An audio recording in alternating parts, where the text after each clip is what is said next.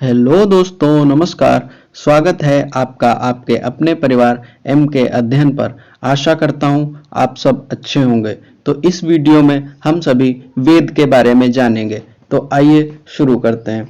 वेद कहाँ से आए? ठीक है, तो देखिए, हम जब इतिहास पढ़ते हैं, भारतीय इतिहास, तो उसमें जो है प्राचीन भारत के बारे में जो है हमें जानकारी मुख्यतः 4 स्रोतों से प्राप्त होती है।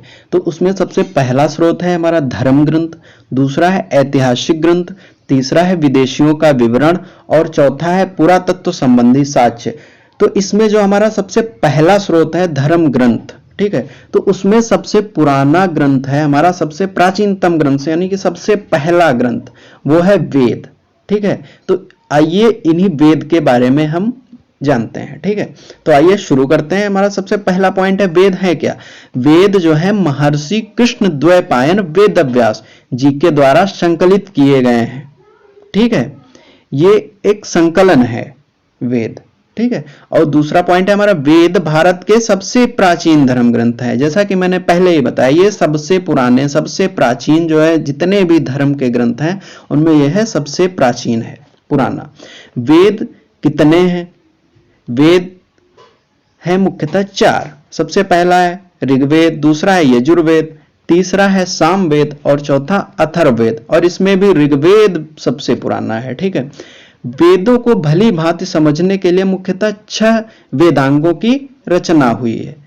कितने? 6 वेदांगों की। तो आइए देखते हैं। तो इसमें हमारे वेदांग हैं, सबसे पहला है शिक्षा, दूसरा है ज्योतिष, तीसरा है कल्प, चौथा है व्याकरण और पांचवा है निरुक्त तथा छठा है छंद। ठीक है, तो आइए आगे देखते हैं हम इसके पार्ट। सबसे पुराना और सबसे पहला है हमारा कौन सा? ऋग्वेद। तो आइए ऋग्वेद के बारे में जानते हैं। ऋग्वेद मुख्यतः है क्या? ऋग्वेद जो है ये ऋचाओं का क्रमबद्ध ज्ञान और संग्रह ही ऋग्वेद है। जो जितनी भी ऋचाएं हैं उनका क्रमबद्ध ज्ञान इसमें है और उसका संग्रह किया गया है। ठीक है, तो इसमें है क्या? मुख्यतः इसमें 10 मंडल हैं, 1028 सूक्त हैं तथा 10,462 ऋचाएं हैं। जैसा कि मैंने बताया कि ऋचाओं का ही क्रमबद्ध संग्रह है ये। फिर दूसरा पॉइंट है ऋग्वेद के तीसरे मंडल में प्रसिद्ध गायत्री मंत्र है। गायत्री मंत्र वही ओम भूर्भुवः स्वः तत्सवितुर्वरेण्यम वाला। ठीक है, गायत्री मंत्र है कि ये मुख्यतः गायत्री देवी और सूर्य भगवान को समर्पित है। ठीक है, जो कि ऋग्वेद में तीसरे मंडल में इसका उल्लेख मिलता है हमें। तीसरा पॉइंट है ऋग्वेद के 10वें मंडल में पुरुष सूक्त है। ठीक है, जिससे हमें जानकारी प्राप्त होती है कि प्राचीन भारत में पहले जो हमारा समाज था उसमें 4 वर्ण थे मुख्यतः। पहला ब्राह्मण, दूसरा क्षत्रिय, तीसरा वैश्य और तथा शूद्र। चौथा कौन सा था? शूद्र। ठीक है, 4 वे थे जो कि इनको कहा गया है इस सूक्त में, इस मंडल में जो ब्रह्मा है उनके जो ब्राह्मण है हमारा वो मुख से उत्पन्न हुआ है। क्षत्रिय की उत्पत्ति कहां से? भुजाओं से। ठीक है, वैश्य की उत्पत्ति जंघाओं से तथा शूद्र की उत्पत्ति हुई है हमारे चरणों से। तो इनके कार्य भी वहां विभाजित थे। जो ब्राह्मण था उसका मुख्य कार्य क्या था? उसका मुख्य कार्य पूजा पाठ वगैरह, हवन इत्यादि करना था। ठीक है, क्षत्रिय लोग क्या थे? ये थे कि ये ब्राह्मणों की रक्षा करते थे। इनका कार्य मुख्यतः लड़ना, लड़ाई करना, ठीक है, राज्य की रक्षा करना, ये सब था। ठीक है, वैश्य क्या था? वैश्य जो आजकल हम लोग व्यापारी या बिजनेसमैन जिन्हें कहते हैं वही वैश्य थे उस टाइम। ठीक है, इनका काम क्या था? व्यापार करना। ठीक है, और शूद्र, शूद्र का काम क्या था? इसका काम था कि ये जो तीनों हैं इनकी सेवा करना, ब्राह्मण क्षत्रिय वैश्य की सेवा करना। ठीक है, ये काम था इनका। और ऋग्वेद जैसा कि मैंने पहले ही बताया ये क्या है? सबसे प्राचीन वेद है, सबसे पुराना, सबसे पहले ऋग्वेद ही आया। ठीक है, तो आइए दूसरा देखते हैं हम। दूसरा कौन सा है हमारा? यजुर्वेद। यजुर्वेद क्या है? यह वेद मुख्यतः क्या है? वेद गद्य और पद्य दोनों में है। जो पहला वेद है हमारा ऋग्वेद वो दोनों में नहीं है, लेकिन यजुर्वेद क्या है? ये गद्य में भी है और पद्य में भी है। यानी कि ये कहानी के रूप में भी है और पद्य कविताओं के रूप में भी है। दोनों रूपों में ये पाया जाता है। ठीक है, इसमें क्या है, इसमें जो है सस्वर पाठ होता है, इसमें मंत्रों तथा बलि के सस्वर पाठ का संकलन है, यानी कि सस्वर पाठ का जो है संकलन इसमें किया गया है, सभी में संकलन है। तो इसमें जो है मंत्र वगैरह जो होते हैं यज्ञों में बोले जाते हैं उनका संकलन है। इसमें पाठकर्ता को अध्वर्यु कहते हैं, जो पाठ करता है उसको नाम भी दिया गया है इसमें अध्वर्यु।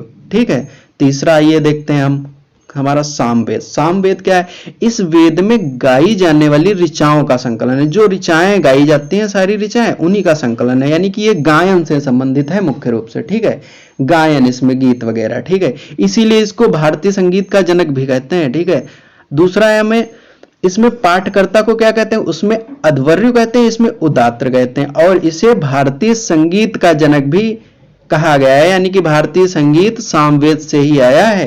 ठीक है, सामवेद में संगीत का वर्णन है। आइए नेक्स्ट देखते हैं चौथा, ये सबसे बाद का वेद है। ठीक है, लास्ट है, सबसे लास्ट में है और ये सबसे बाद में आया, अथर्व वेद इसको कहते हैं। ये दिया भी है इसमें, देखिए ये सबसे बाद का वेद है। इस वेद में क्या है, इस वेद में मुख्यतः तंत्र मंत्र, जादू टोना, शाप है, औषधि है, विवाह है, प्रेम है, राजकर्म आदि विषयों से संबंधित विवरण दिया गया है। ठीक है, इसमें ये तंत्र मंत्र जितना भी कुछ है सभी का विवरण अथर्ववेद में मिलता है। इसमें जो है प्रजापति की 2 पुत्रियां सभा और समिति को कहा गया है। इसमें प्रजापति की 2 पुत्रियां भी बताई गई हैं, सभा और समिति। क्या, सभा और समिति। और इसमें एक बात मैं आप लोगों को ये भी बता दूं, इसमें जो है लड़कियों को इतनी आजादी नहीं थी।